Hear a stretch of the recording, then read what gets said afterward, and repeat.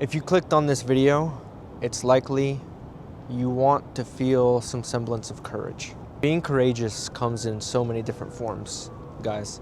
You can't be courageous without feeling fear in the first place. So being scared of something is the first step.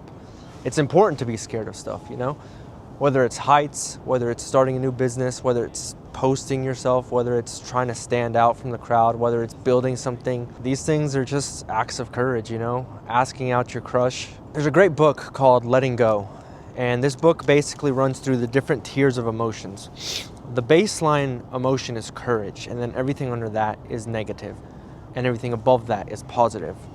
And so he has a great saying where basically without the courage to want to go do away with your negative emotions, you're always going to be a victim of them.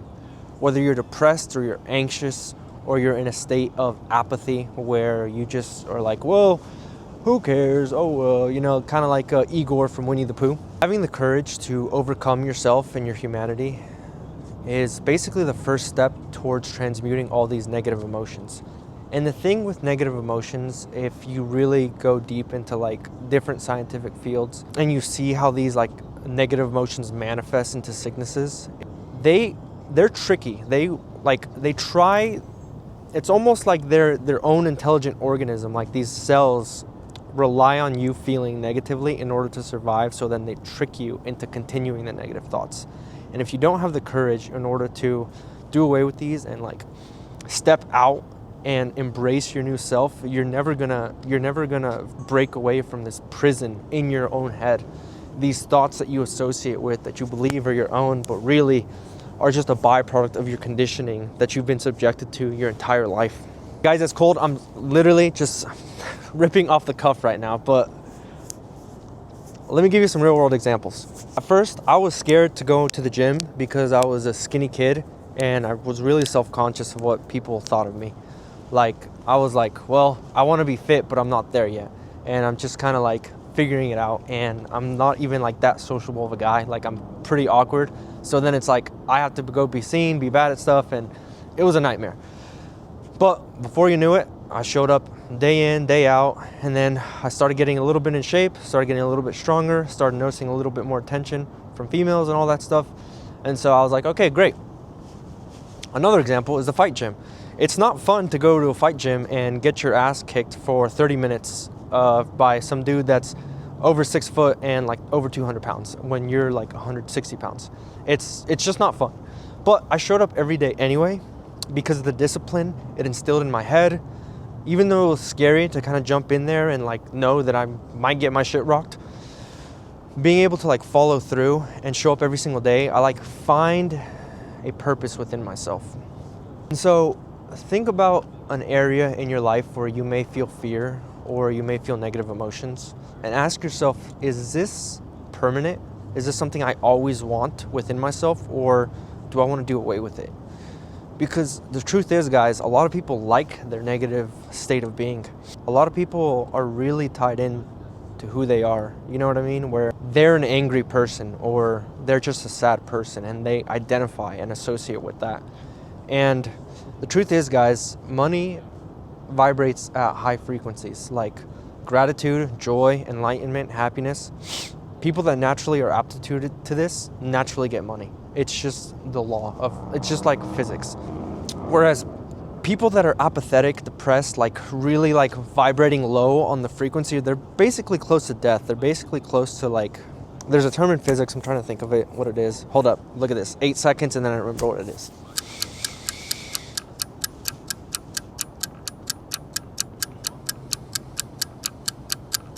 Entropy. They're really close to entropy. You know, emotions are vibrations in your atoms. Your vibration can literally be measured on hertz. And these negative emotions create negative vibrations. You know, they're very low vibrations. Courage is an emotion that gets you to that baseline vibration. And then emotions after that raise your vibration. And you have to understand, your atoms in your head and your brain and your body are connected to the atoms in the air around you. And look, this gets really crazy, but you'd have to study physicists and see their case studies, because I don't have a good one for you right off the top of my head. But basically, the atoms that are vibrating in your body connect with the outside world and they attract things to you. They vibrate. They're an extension of the vibration that you put out. If you hold on to these negative emotions and all these negative things, you're going to attract these bad situations in your life. Like, it's guaranteed. I see it all the time. Versus if you're pretty chill, happy, whatever, like, you're just going to attract wealth, and it's not going to be like that serious, you know? It's just a choice of how you want to feel. You know, most of my life, to be completely honest with you guys, I just kind of embraced death. In high school, I had somebody really close to me kill themselves, and that really sucked to go through. And I wasn't really a wanted individual, I guess, and I was skinny, and I just had no idea, like, you know, illegal immigrant, had no idea what I was going to do after college.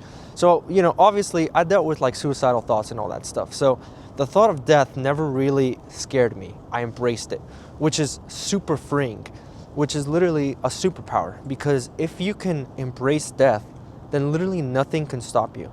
You were literally a free person. You can just pursue anything and risk anything, because worst case scenario is you die. You know, it's like not that deep. You're like, well, I died. Oh well, I was going to do it myself anyway.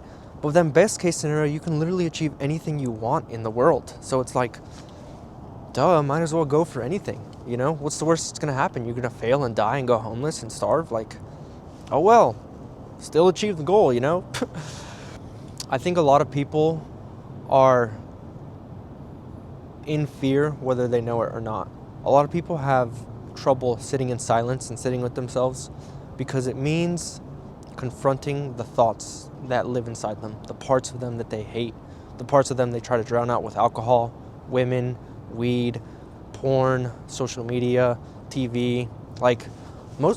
Honestly, a lot of people don't like just being with themselves, and they wouldn't hang out with themselves if they were an actual person, which blows my mind, because I'm like, you're the person that's closest to you. Shouldn't you like love yourself and like being around you without all these distractions and negative stuff? The process of falling in love with yourself, guys, is super important to go through, because when you start showing up to the gym, and when you start doing these disciplined things, and when you start doing the scary stuff that really sucks to do and is not fun, and you're consistent with it, you prove something to yourself. You prove that this is a vote for myself. I love me, so I'm going to do this.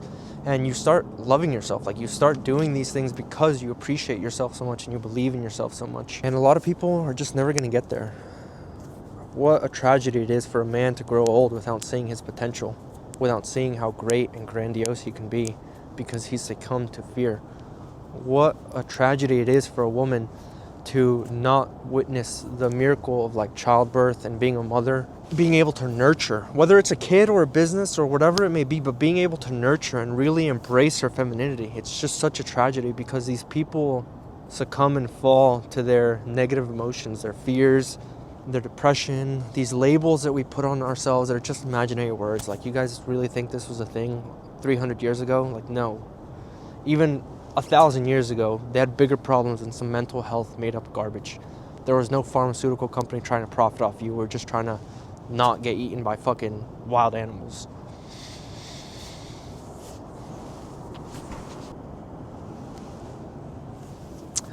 I stand here talking to you guys from one of the scariest points of my life. I'm operating right now on blind faith in myself, that all the selfless acts I've ever done in my life, all the people I've tried to help, all the times I've put somebody else before me, are going to manifest and accumulate into something great through my sheer effort, through my sheer ability to show up every day and put tremendous amounts of focus into something. But to level with you guys, like, I don't have a clear path to just a break, really. Like, right now,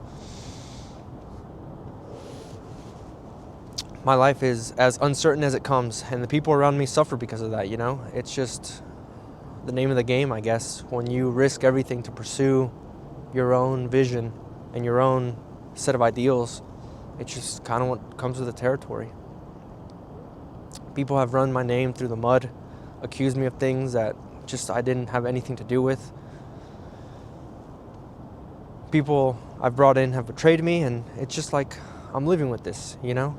And it sucks.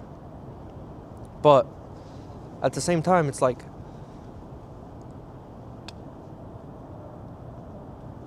it's my story.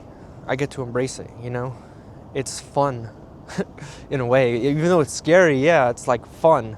I'm having tons of fun doing this. It's like, wow, I wonder what's gonna happen now. How am I gonna get myself out of this one? You know? And, you know, I have faith that things work out. At the end of the day, nobody really knows what I've done in myself besides me, you know? And so the world may try to project thoughts onto me, but really it may just be a test of how sound my resolve is within my soul. And I have faith in myself, and I believe it'll all work out.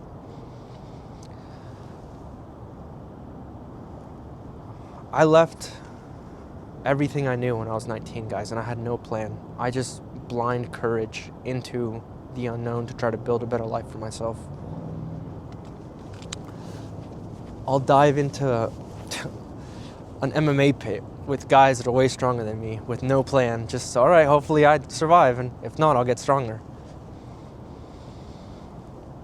But in every single one of these instances, guys, I feel fear. It's really there. And being able to confront it and feel it and push forward is such an amazing feeling on the other side. It gives me life. It gives me purpose. It fulfills me as a soul. Even if everything goes south, at the end of the day, I knew I gave it my all. This was a off-the-cuff video, to be honest with you guys. This wasn't like planned or scripted. To be honest with you, Isaiah literally was just like, hey, there's a great setting in the background. Let's go up there and film something. And so I did. I wanted to film this inside, but he made me come outside. So whatever. If you liked it, smash a like. If you didn't, smash a like and subscribe. And I'll see you guys on the next one.